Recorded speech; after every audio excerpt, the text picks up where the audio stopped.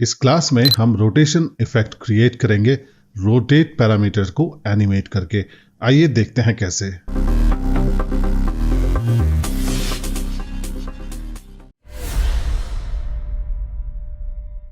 इस फाइल को ओपन कर लीजिए rot-a-start.wfp।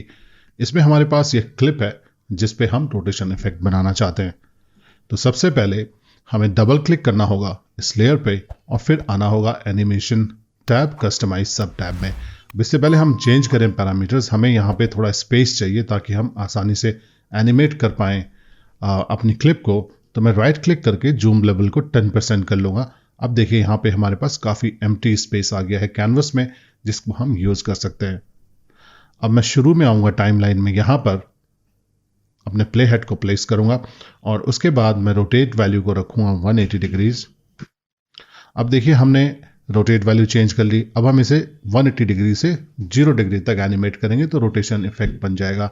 लेकिन हमें स्केल को भी सेट करना पड़ेगा। देखिए हमें स्केल सेट करने की क्यों जरूरत है। अगर मैं इस क्लिप को क्लिक करूं यहाँ पर प्रीव्यू विंडो में तो ये रोटेशन हैंडल मेरे पास है। अब मैं अगर इसको रोटेट करने की कोशिश करूं तो आप देख सकते हैं कि यहाँ पर ब्लैक स्पेस आ रहा है, मतलब ट्रांसपेरेंसी आ रही है। तो इसके लिए हमें इमेज को बड़ा करना जरूरी है। तो इस तरह का जब आपको इफेक्ट बनाना है तो जो कैरेक्टर है वो थोड़ा डिस्टेंस में रहे क्लिप में तो ज़्यादा अच्छा आपके लिए रहेगा। तो इसको मैं रीसेट कर रहा हूँ। यहाँ पर हमने रोटेशन भी रीसेट हो गया, उसको हमने 180 किया था और अब हम स्केल को करेंगे 190। अब देखिए स्केल को 190 करें और फिर हम इसे रोटेट करें तो जैसे एक कॉर्नर पे पहुंचेगा फिर से यहाँ पे क्लिप हो रहा है। देखिए थोड़ा थोड़ा ब्लैक दिख रहा है। इसकी वैल्यू को बढ़ा देते हैं 200। थोड़ा सा और बढ़ाना पड़ेगा ताकि ये कॉर्नर से बिल्कुल बाहर आ जाए। 205,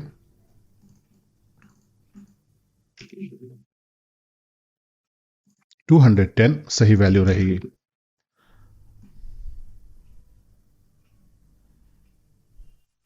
ओके, तो हमारी वैल्यू थी 180 for rotation and 210 for scale. तो यहां पर आप नोटिस करेंगे कि एक की फ्रेम बन गया। अब इस की फ्रेम के अंदर कौन कौन सी वैल्यू स्टोर हुई हैं अभी?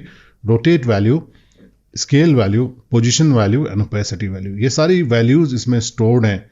अगर हमने आगे जाके कोई दूसरा की फ्रेम बनाया और इन वैल्यूज को चेंज किया तो नई वैल्यूज उसमें स्टोर हो जाएंगी। तो डायरेक्टली अगर आप इस वीडियो पे आए हैं तो मैं आपसे रिक्वेस्ट करूंगा कि आप की फ्रेमिंग इन फिल्मोरा वाली जो क्लास थी उसको जरूर देखें, तब आपको एनिमेशन अच्छे से समझ में आएगा। तो अभी हमने दो वैल्यूज चेंज की है, 180 एंड 210। अब हम यहाँ पर आएंगे की फ्रेम में, या हम यहाँ पे वैल्यू भी डाल सकते हैं। 624 डालेंगे तो 6 सेकंड्स 24 फ्रेम पे पहुंच जाएगा। तो थोड़ी देर के लिए हम इसे स्टेशनरी भी रखना चाहते हैं, मतलब रोटेशन को। क्लिप तो चलती रहेगी, जो इसमें पिक्चर्स हैं वो तो चलती रहेंगी, बट हम अपने एनिमेशन को यहाँ पर ख़त्म करना चाहते हैं 624 पर।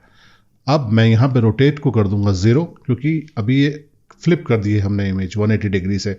अब इसको हम रोटेट करेंगे वापस 0 डिग्री पे लाने के लिए। तो यहाँ पे मैं एंटर करूंगा 0, तो आप देखेंगे कि एक और की फ्रेम यहाँ पर बन गया और एक एरो देख रहे हैं आप जो इस की फ्रेम से इस की फ्रेम की ओर एक्सटेंड हो रहा है, मतलब यहाँ पर एनिमेशन हमने क्रिएट कर लिया। अब अगर हम इसको प्ले करें तो आप देखेंगे कि हमारे पास रोटेट एनिमेशन है।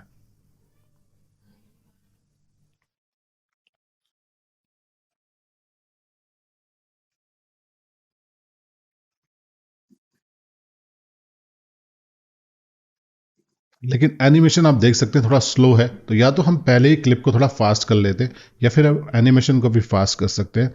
पर अभी मैं क्या करूंगा, कंट्रोल प्रेस करूंगा और यहाँ एंड पे लेके आऊंगा अपना माउस।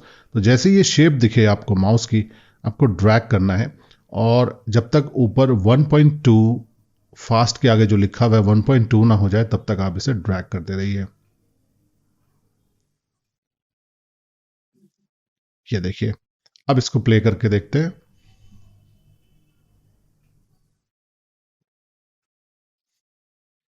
तो एनिमेशन भी फास्ट हो गई है क्योंकि हमने क्लिप की स्पीड को भी बढ़ा लिया है। अब आप अगर यहाँ पे देखेंगे, वापस मैं जूम लेवल को फिट पे ला रहा हूँ तो काफ़ी कुछ यहाँ पे बॉटम में कट गया है। तो ये भी अच्छा होगा हमारे लिए कि हम धीरे धीरे स्केल को भी वापस 100% पे ले आएं, जिससे कि जो ये कपल है ये पूरे फ्रेम में आ जाए। तो इसके लिए हमें क्या करना होगा कि जब तक ये रोटेट हो रहा है, आपको पता है ना कि रोटेट के लिए ही हमने स्केल वैल्यू को बढ़ाया था ताकि यहाँ पे जो ब्लैक बार्स आते हैं ट्रांसपेरेंसी आती है ब्लैक कलर में, वो ना दिखे। तो जैसे ये पूरा रोटेट हो जाएगा, कहां तक ये रोटेट हो रहा है देखिए, अब ये कॉर्नर से निकल गया, तो यहां पर हम एक की फ्रेम बनाएंगे इसी वैल्यू का। स्केल हम इस पॉइंट से इस पॉइंट तक एक जैसा रखना चाहते हैं, तो हमें यहाँ पे एक की फ्रेम बनाना होगा। तो हम क्लिक करेंगे ऐड में, तो यहाँ पे देखिए अब एक की फ्रेम बन गया जिसमें वैल्यू स्केल की कितनी है, 210 है। और जैसे जैसे ये सीधी हो जाती है फुटेज, 0 डिग्री पे आ जाता है रोटेशन हमारा, तो हम स्केल को भी 100% पे ले आएंगे। देखिए अब यहां से एकदम फ्लिप की थी हमने 180 डिग्री से, धीरे धीरे ये रोटेट होके सीधी हो रही है। और फिर इस पॉइंट से स्केल भी पूरा का पूरा 100% पे वापस आ जाता है। अगर आपको इसको थोड़ा स्लो करना है स्केल को, तो आप दो की फ्रेम के बीच के डिस्टेंस को बढ़ा सकते हैं। तो जब भी आप दो की फ्रेम्स के बीच के डिस्टेंस को घटाते हैं तो एनिमेशन तेज होता है, और जब आप उनको स्प्रेड आउट करते हो तो एनिमेशन स्लो होता है। तो यहाँ पे हमने स्प्रेड आउट किया है, तो अब जो एनिमेशन है वो स्लो होगा, और यहाँ से जो लास्ट तक ये प्ले हेड जाएगा उस टाइम पे एनिमेशन कुछ नहीं होगा, क्योंकि लास्ट की फ्रेम हमारा यहीं पर है। तो एक बार इसको प्ले करके देखते हैं।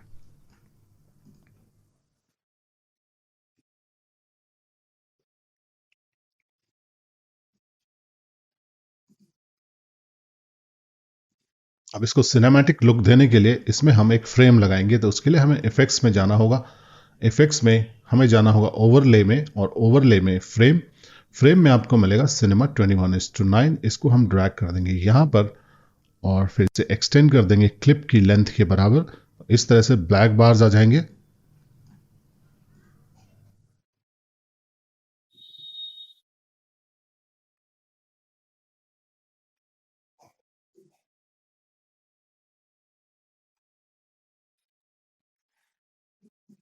और थोड़ा इसको एक लट भी दे देते हैं, तो हमें लट में आना होगा इधर, और ब्यूटीफुल मेमोरीज को हम इस ट्रैक में ऐड करेंगे, एक्सटेंड करेंगे।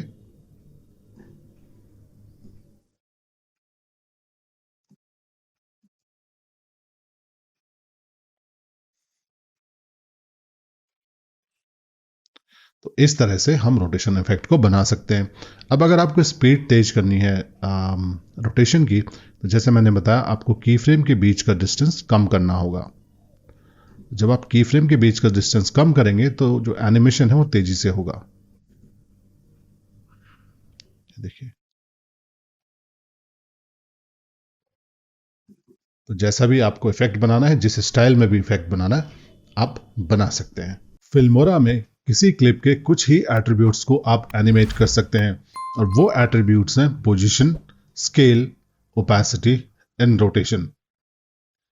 इन एट्रीब्यूट्स को एनिमेट करके आप अलग अलग इफेक्ट्स बना सकते हैं। जैसे इस केस में हमने पोजीशन और स्केल को एनिमेट करके ये रोटेशन इफेक्ट बनाया।